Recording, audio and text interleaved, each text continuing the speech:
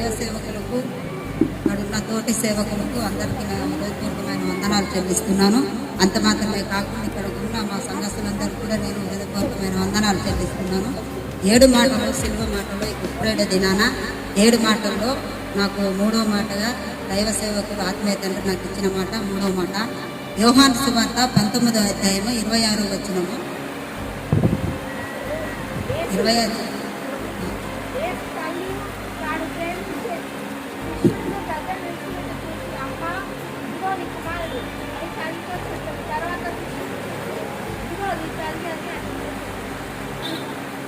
అని యేసు తన తల్లియు తాను ప్రేమించిన శిశువుడు దగ్గర నిలుచుచుండుట చూచి అమ్మ ఇదిగో నీ కుమారుడు అని తన తల్లితో చెప్పెను.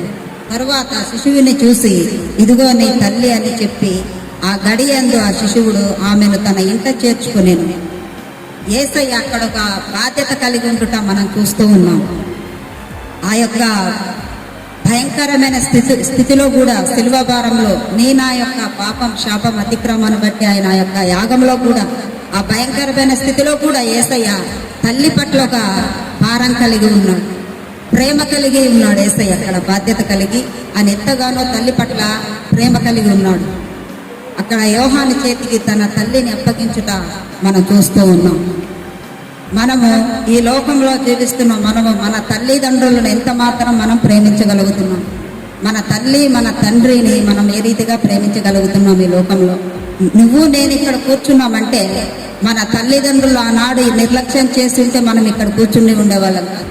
వాళ్ళే తింటారులే, వాళ్ళే తాగుతారులే అని చెప్పి వాళ్ళు ఆనాడు వాళ్ళు విడిచిపెట్టుంటే ఈరోజు మనం ఇక్కడ కూర్చునే వాళ్ళం కాదు.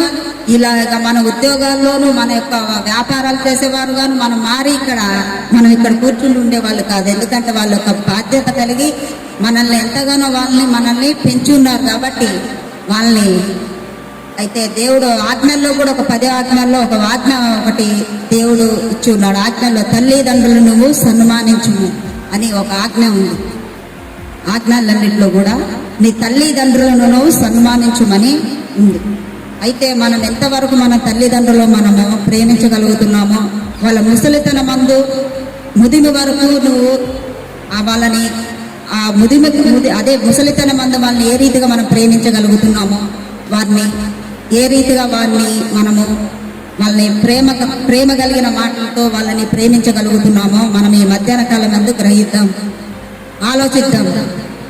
వాళ్ళ ముసలితనమందు వాళ్ళని ఎంతగానో మనం ప్రేమించగలిగి ఉండాలి. ఎందుకంటే వాళ్ళు ఎంతగానో మనం ఈ స్థితిలోకి మనం వచ్చి మనం కూర్చున్నామంటే, ఈ స్థితిలో మనము ఉద్యోగాలు చేస్తున్నామంటే, మన స్థితులన్నీ కూడా స్థితిగతుల్లో కూడా మనం ఈ రీతిగా ఉండి మనం ఈ స్టేజ్లో ఉన్నామంటే కూడా అది తల్లిదండ్రుల బాధ్యత. కాబట్టి మనము ముసలితనమందు నిర్లక్ష్యం చేస్తున్నామా లేక వాళ్ళని ప్రేమించగలుగుతున్నామా అనేది మనము గ్రహిద్దాం. ఈ మధ్యాహ్న కాల సమయం అందు తల్లిదండ్రులను ముదిమి అందు వాళ్ళని నిర్లక్ష్యపరక వాళ్ళని చాలాగా ప్రేమించాలి. వాళ్ళని ఎంతగానో వాళ్ళని సమయం ముందును వాళ్ళని కొంతమంది కొట్టకపోయినా కూడా ఈ మధ్యాహ్న కాల సమయంలో గాయపరిచేవారు ఉన్నారు. తల్లిదండ్రులు మాటలతో గాయపరిచేవారు ఉన్నారు కొట్టకపోయినా కూడా.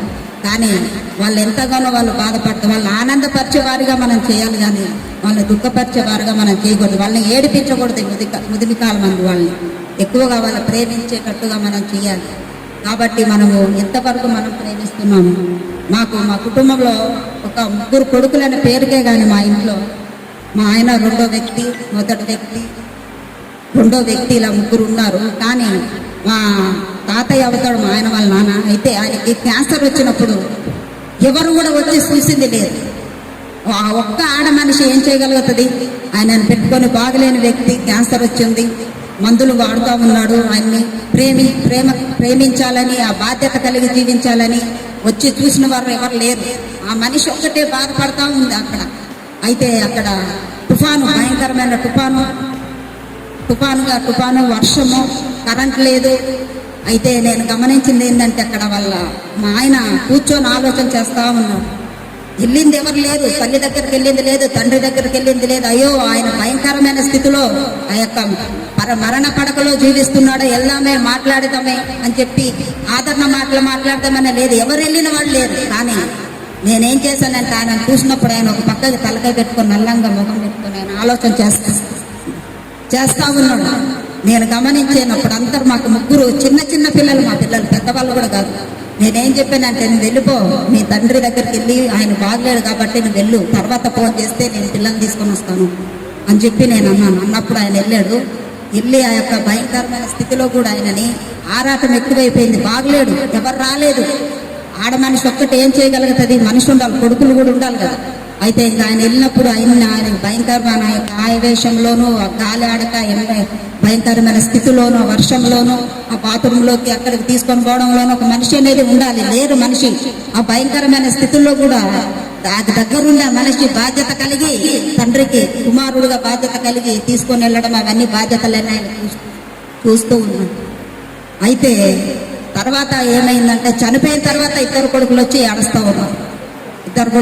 ఏడుస్తూ ఉన్నారు. అయ్యో నా తండ్రి చనిపోయారని.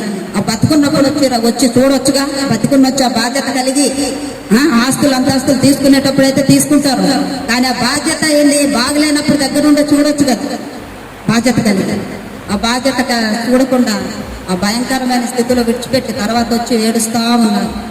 అయితే నేను మా పిల్లలు కూడా, మేము కూడా వచ్చేసి ఇక్కడనే బాలకృష్ణ నగర్లోనే మేము ఒక 3 నెలలు ఇక్కడే చూసుకున్నాం వాళ్ళని. మనం చూసుకొని తర్వాత మా పిల్లల్ని ఇంటికి వెళ్ళిన తర్వాత నేను స్కూల్లో జాయిన్ చేయడం జరిగింది. ఆ యొక్క ముసలి వయసులో వాళ్ళని చూసినప్పుడు ఆ యొక్క బ్లెస్సింగ్స్ మన కుటుంబానికి, మన పిల్లలకి ఆ బ్లెస్సింగ్లకి ఎక్కడ మన బ్లెస్సింగ్స్ మనకు ఉంటాయి. అంత మాత్రమే కాకుండా అలాగే ఎంతమంది అయితే నిర్లక్ష్యం చేస్తూ ఉన్నారో, ఒకసారి మరలా మనం మన తల్లిదండ్రుల పట్ల ఒక బాధ్యత కలిగి జీవించాలని మనము ఈ మధ్యాహ్న కాల సమయంలో గమనిద్దాము. అలాగే యేసుక్రీస్తు కూడా నీ పాపం శాపం అతిక్రమాన్ని బట్టి ఆ యొక్క భయంకరమైన స్థితి ద్వారాగా మన దేవుడు ఎంతగానో మనల్ని నా కొరకు నీ కొరకు ప్రాణం పెట్టాడు. మన కుటుంబంలో మన తల్లిదండ్రులు కానీ, మన భార్యాభర్తలు కానీ, మన బిడ్డలు కానీ ఎవరు కూడా మన కొరకు అయితే రక్తం కార్చలేదు, కానీ నా కొరకు కార్చిన యేసయ్య ఎంతో గొప్పవాడు. అలాగే ఆయన గొప్పవాడు కాబట్టి మనము అంత మాత్రమే కాకుండా వారిని ఎంతగానో మనం ప్రేమిద్దాం, బాధ్యత కలిగి ఉందాం. అలాగే యేసయ్య ఎంతగానో ఆయన భయంకరమైన చివరి దినంలో కూడా, ఆ చివరి గడియల్లో కూడా యేసయ్య తన తల్లిని ఇక్కడ యోహానికి చేతికి అప్పగించడం, ఆ బాధ్యత కలిగి ఉండడం మనం చూస్తూ ఉన్నాం. అయితే దేవుని సమయం వేరు, మన సమయం వేరు. దేవుడు మనం హెచ్చించేంత వరకు మనము ఆయన యొక్క బలిష్టమైన చేతుల కింద మనము నమ్మకంగా ఉండేదనేది ఆ సత్యాన్ని మనం గమనిద్దాం. ఎందుకంటే యేసయ్య ఎంతో గొప్పవాడు. అసలు మన కొరకు రక్తం కార్చిన అంటది సామాన్యమైనది కాదు. ఎందుకంటే ఆయన ఎంతో గొప్ప దేవుడు. అసలుకి మన ఇంట్లో వారు మన కొరకు ఎవరైనా కూడా మన కొరకు ప్రేమించేదంటే అంతంత మాత్రమే, కానీ యేసయ్య ప్రేమ అది ఎంతో గొప్పదన్నమాట. ఆ ప్రేమ ఎంతో. సామెతలు 23:25 వచనంలోని తల్లిదండ్రులను నువ్వు సంతోష పెట్టవలనని లేఖనాలు సెలవిస్తున్నాయి. నీ తల్లిని ఆనందపరచవలను, వాళ్ళని ఎంతగానో సంతోష పెట్టాలి, కానీ వాళ్ళు గాయపరచకూడదు, వాళ్ళ మాటలతో బాధ పెట్టకూడదని లేఖనాలు సెలవిస్తూ ఉన్నాయి. అంత మాత్రమే కాకుండా యేసయ్య ఈ మధ్యాహ్న కాల సమయంలో ఈ సిలువలో యొక్క యాగము మన కొరకు ఆయన ఎంతగానో ఆయన రక్తం కార్చిన దేవుడై ఉన్నాడు. అయితే మనం ఆయన పట్ల మనం కూడా ఆ రీతిగానే మనము ఆయనకు లోబడి నా యొక్క శాపం పాపం కొరకు అతిక్రమణం కొరకు ఆయన బలైన దేవుడు కాబట్టి ఆయన కొరకు మనం కూడా లోబడి ఆయన జీవించాలని